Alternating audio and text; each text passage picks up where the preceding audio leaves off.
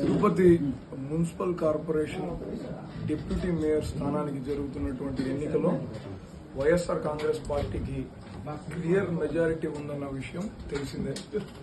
ఈరోజు జిల్లా అధ్యక్షులు కరుణాకర్ రెడ్డి గారి నివాసం నుంచి 27 మంది కార్పొరేటర్లు బయలుదేరితే అక్కడికి చేరింది కేవలం 23 మంది మాత్రమే.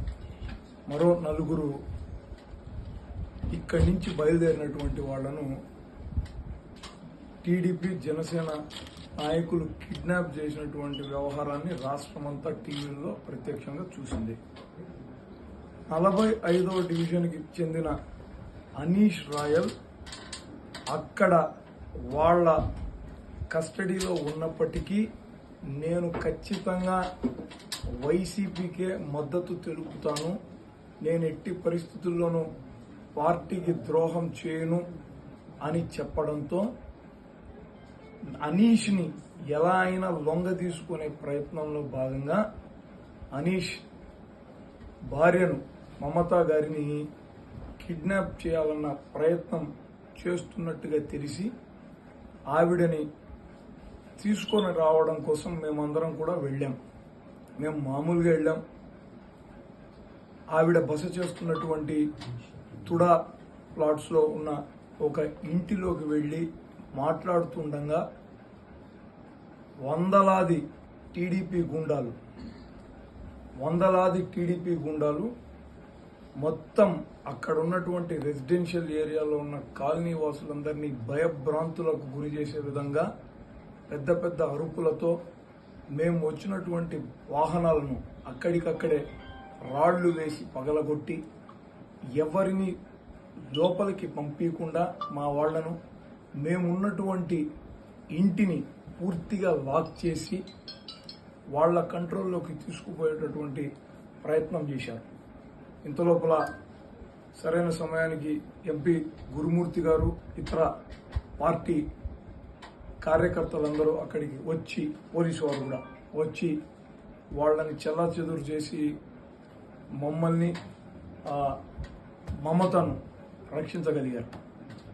అంటే ఓడిపోయాం అని తెలిసి కూడా నైతికంగా వాళ్లకు కోరం లేదు, వాళ్లకు మెజారిటీ లేదు. ఈరోజు ఎన్నిక వాయిదా పడింది. రేపు ఏదో ఒక విధంగా వాళ్ళ ఇంట్లో వాళ్ళనైనా సరే చిత్రహింసలకు గురి చేసి వాళ్లతో ఓటు వేయించుకోవాలన్నటువంటి దుర్మార్గమైనటువంటి ప్రయత్నానికి ఈరోజు కూటమి ప్రభుత్వం పూనుకోవడం చాలా బాధాకరం. ఇటువంటి దాడులకు, ఇటువంటి బెదిరింపులకు వైఎస్ఆర్ కాంగ్రెస్ పార్టీ బెదరదు. మేమందరం కూడా జగనన్న సుశిక్షితులమైనటువంటి సైనికులం.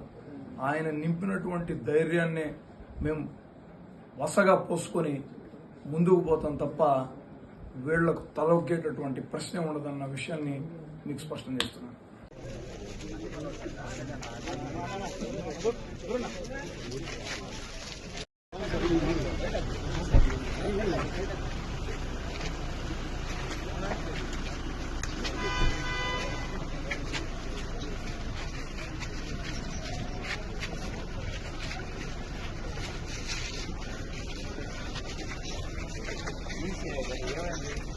सही है सर.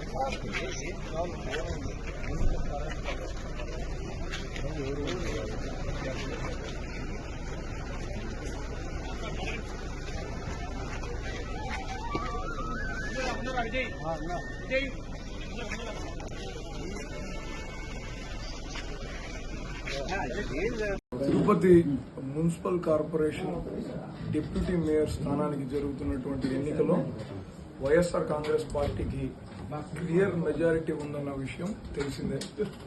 ఈరోజు జిల్లా అధ్యక్షులు కరుణాకర్ రెడ్డి గారి నివాసం నుంచి 27 మంది కార్పొరేటర్లు బయలుదేరితే అక్కడికి చేరింది కేవలం 23 మంది మాత్రమే. మరో 4 ఇక్కడి నుంచి బయలుదేరినటువంటి వాళ్లను టీడీపీ జనసేన నాయకులు కిడ్నాప్ చేసినటువంటి వ్యవహారాన్ని రాష్ట్రమంతా టీవీల్లో ప్రత్యక్షంగా చూసింది. 45వ డివిజన్కి చెందిన అనీష్ రాయల్ అక్కడ వాళ్ళ కస్టడీలో ఉన్నప్పటికీ నేను ఖచ్చితంగా వైసీపీకే మద్దతు తెలుపుతాను. నేను ఎట్టి పరిస్థితుల్లోనూ పార్టీకి ద్రోహం చేయను అని చెప్పడంతో అనీష్ని ఎలా అయినా లొంగ తీసుకునే ప్రయత్నంలో భాగంగా అనీష్ భార్యను మమతా గారిని కిడ్నాప్ చేయాలన్న ప్రయత్నం చేస్తున్నట్టుగా తెలిసి ఆవిడని తీసుకొని రావడం కోసం మేమందరం కూడా వెళ్ళాం. మేము మామూలుగా వెళ్ళాం. ఆవిడ బస చేస్తున్నటువంటి తుడా ప్లాట్స్లో ఉన్న ఒక ఇంటిలోకి వెళ్ళి మాట్లాడుతుండగా వందలాది టీడీపీ గుండాలు మొత్తం అక్కడ ఉన్నటువంటి రెసిడెన్షియల్ ఏరియాలో ఉన్న కాలనీ వాసులందరినీ భయభ్రాంతులకు గురి చేసే విధంగా పెద్ద పెద్ద అరుపులతో మేము వచ్చినటువంటి వాహనాలను అక్కడికక్కడే రాళ్లు వేసి పగలగొట్టి ఎవరిని లోపలికి పంపించకుండా మా వాళ్లను మేమున్నటువంటి ఇంటిని పూర్తిగా లాక్ చేసి వాళ్ల కంట్రోల్లోకి తీసుకుపోయేటటువంటి ప్రయత్నం చేశారు. ఇంతలోపల సరైన సమయానికి ఎంపీ గురుమూర్తి గారు ఇతర పార్టీ కార్యకర్తలందరూ అక్కడికి వచ్చి, పోలీసు వారు కూడా వచ్చి వాళ్ళని చెల్లాచెదురు చేసి మమ్మల్ని మమతను రక్షించగలిగారు. అంటే ఓడిపోయాం అని తెలిసి కూడా నైతికంగా వాళ్లకు కోరం లేదు, వాళ్లకు మెజారిటీ లేదు. ఈరోజు ఎన్నిక వాయిదా పడింది. రేపు ఏదో ఒక విధంగా వాళ్ళ ఇంట్లో వాళ్ళనైనా సరే చిత్రహింసలకు గురి చేసి వాళ్లతో ఓటు వేయించుకోవాలన్నటువంటి దుర్మార్గమైనటువంటి ప్రయత్నానికి ఈరోజు కూటమి ప్రభుత్వం పూనుకోవడం చాలా బాధాకరం. ఇటువంటి దాడులకు, ఇటువంటి బెదిరింపులకు వైఎస్ఆర్ కాంగ్రెస్ పార్టీ బెదరదు. మేమందరం కూడా జగనన్న సుశిక్షితులమైనటువంటి సైనికులం.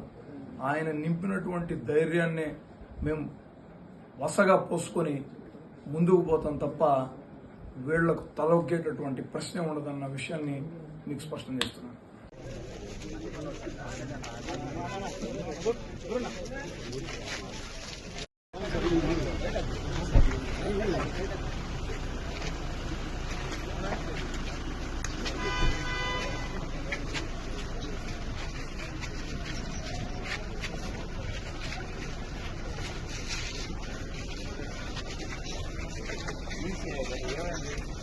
सही है सर.